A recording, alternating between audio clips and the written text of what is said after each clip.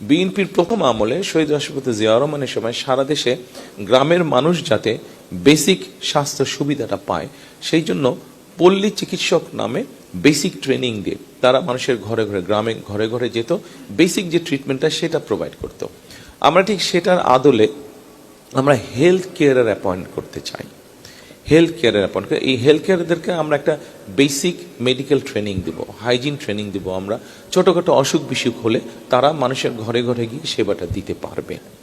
বাংলাদেশের একমাত্র smart city Bashundhara এখন আরো নিরাপদ, আধুনিকতায় আরো এক ধাপ এগিয়ে।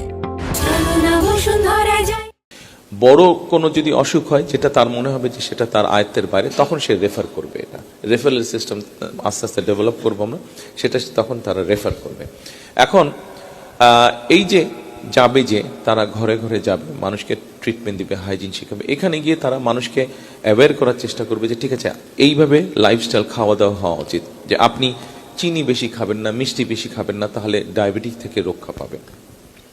আপনি ভাজা পোড়া এই ধরনের জিনিসগুলো খাবেন না, গরুর গোশত, চর্বি টর্বি এগুলা বাদ দিয়ে খেতে হবে। তার শাক সবজি বেশি খাবেন, গ্রিন ভেজিটেবল চেষ্টা করবেন বেশি খাওয়ার জন্য। তাহলে যেটা হবে সেটা হচ্ছে যে তাহলে কার্ডিয়াক সমস্যা কম হবে। এই ধরনের বিভিন্ন বিষয়গুলো মানুষকে অ্যাওয়্যার করবে। কেন অ্যাওয়্যার করবে, কেন অ্যাওয়্যার করা প্রয়োজন, মানুষকে কেন এই বিষয়গুলো জানানোর প্রয়োজন? কারণ ওই যে ওসমানী মেডিকেল কলেজে প্রতিদিন 2000 কিউ হচ্ছে, ওই কিউটাকে আমরা কমিয়ে আনতে চাইছি। আমরা ওই লাইনটাকে ওসমানী মেডিকেল কলেজের ক্যাপাসিটি হচ্ছে 1000 মানুষকে ট্রিটমেন্ট দেওয়ার প্রতিদিন।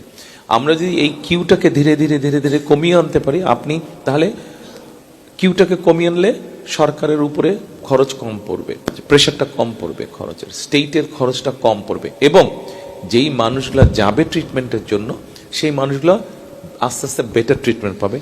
এরকম, এবং আমাদের বোন যে বললো যে হসপিটালের বারান্দায় মানুষ শুয়ে থাকে বেডের অভাবে, সেটার পরিমাণও আস্তে আস্তে আস্তে কমে আসবে।